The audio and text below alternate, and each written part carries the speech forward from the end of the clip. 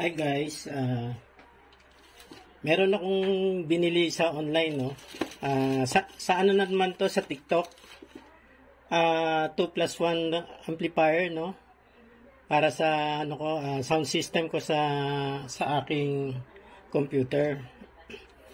Ito yung ipapalit ko sa ano, no, doon sa edifier, no? Kasi for the meantime, tino-troubleshoot ko pa, medyo matagal pa yun, no? So nakakita ako nito, 2.1 amplifier sa TikTok. Meron din to sa ano, no? Sa Shopee at Lazada. Pero mas mura sa TikTok, kaya sa TikTok ako nakabili. Okay, maliit lang siya. Pero malakas to, guys.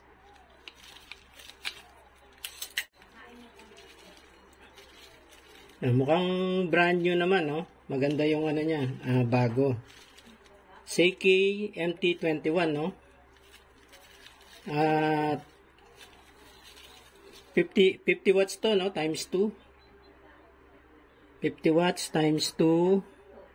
Tapos yung subwoofer niya, bali 100 watts. Yan. Meron pang a-assemblein pala, no?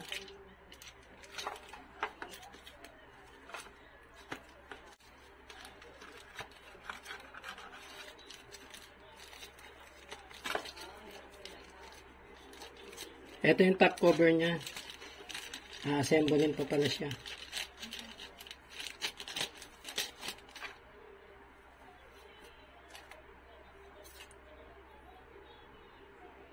Ito yung ilalim, bottom. Ito yung top cover. Numpisan ko muna dito sa taas, no? May maliit siyang tornilyo dito. Maglalak dito sa binding post, no? So, 4 yan. Lalagay ko pa yung 2 rito. Yung ibabaw na tornilyo ko nandun sa binding post, no? Ayan, no? Yan lang dito, napansin ko dito sa cover sa ilalim. Yan, medyo, yung clearance niya dito malapit, no? Yung clearance niya dito sa may terminal. So, lalagyan ko na lang ng tape, no? Electrical tape na lang lalagay ko dyan. Para safe yung terminal. So, mukhang plastic yun. Okay, tama na siguro tong ano, tape na lang, no? Okay na tong tape na to. Left and right, no? Left and right regular speaker. Ito yung S, yung subwoofer. Ito, no? Ito.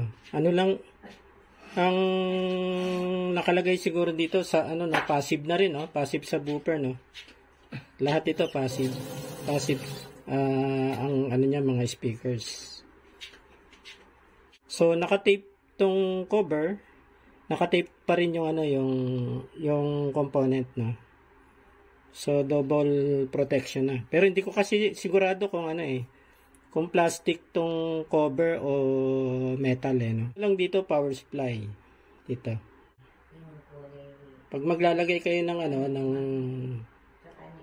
ng knob, isagad nyo na muna sa kaliwa, ano. Yan, isagad nyo sa kaliwa. Yan. Yung ano pala, may switch, no? Yan, no? Oh, tumutunog. May on-off. Itong main volume, no? Testing, guys, no? Ayan, na. Last time, na-assemble ko na, no? Ayan. Tapos, nag-abang na ako ng alambre, no? Positive, negative. Then, negative, positive, positive, negative, no? Yung take note lang yung arrangement ng ano, no? Nung terminal niya, no? Dito sa isang speaker, positive, negative, no? Tapos, ito sa pangalawa, negative, positive. Para kung magkaroon man ng, ano, ng short, yung magkadikit dito, itong parehas ground, no? Tapos dito sa pang-4, positive, no? Yung subwoofer niya, yan din, Positive, magkadikit naman dito yung positive, no? Yung parehong red. Tapos negative yung sa side. So, kompleto na yan. Nakaabang na yung ano, no? Ito na lang power, no? Yung power, hindi ko na gagamitin tong adapter niya. Pwede ko na isaksak diretso doon, no? Yung power supply ng aking laptop. Susubukan ko muna, no? Yung power supply ng laptop ko, ano yan, 19 volts, 4.6 amperes. So, yan na muna. Magkakaroon lang ako ng konting checking, no, bago ko siya i-power up. So, yung gagamitin kong speaker ng Edifier, no, dalawang ganito, left and right, no? Tapos yung subwoofer ko ito. Gagamitin ko yung subwoofer speaker nito, pero yung one side lang, no? Yung kasi dual voice coil to, no? Parehas na 5 ohms ang kanyang impedance. So yung isang pair lang ang gagamitin ko.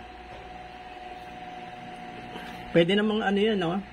I-parallel, kaya lang bababa yung impedance niya. So, kung 5 yon, magiging 2.5. Pwede rin series, pero tataas naman yung kanyang ano, no? Tataas sa 10 ohms yung kanyang impedance. So, try ko muna tong isang side. Isang voice coil. Ito na lang power, no?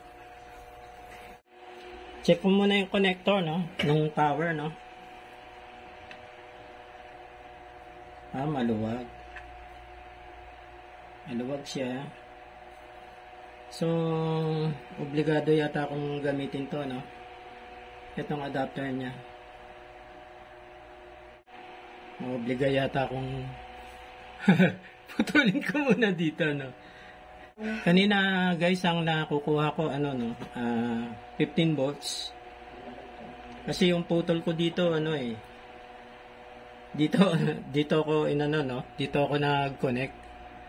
Binypass ko itong portion na to, baka may step up dito, no. Kasi dito walang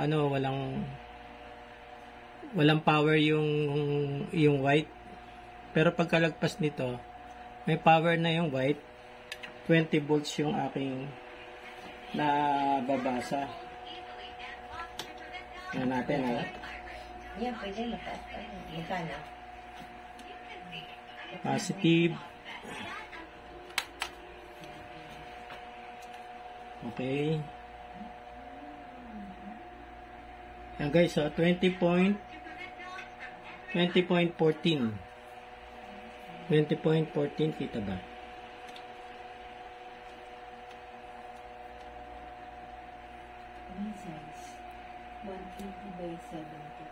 Yan, 20.14.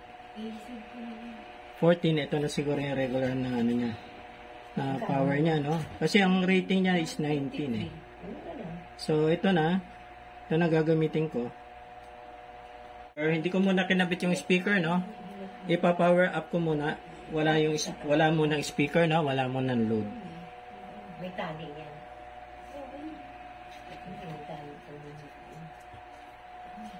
Sa bagay, may switch tong eh. Yan. I-off nyo muna yung switch dito. In-off ko yung switch. Tapos nilagay ko. Oop.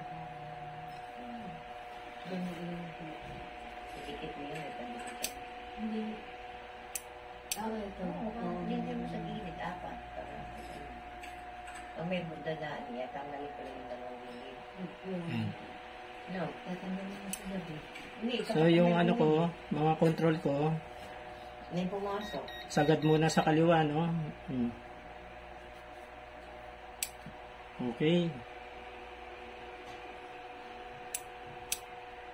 Wala namang umusok, no? Ano ko kung bumaba yung voltahe, no? Kung nilagyan ko ng Ha? same. Hindi mataas-taas. So, regulated yung voltahe niya. Okay na siya. Ngayon, ikakabit ko yung ano, no? Ikakabit ko na yung aking mga speaker.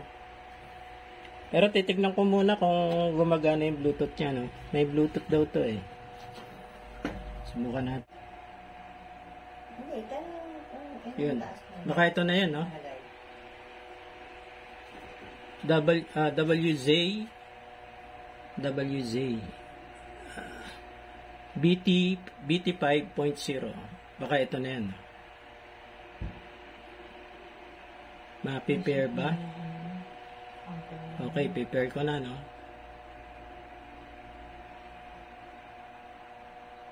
Okay, connected na. Moment of truth. Kakabit ko na sa aking speaker. Magpa-power off muna ako, no?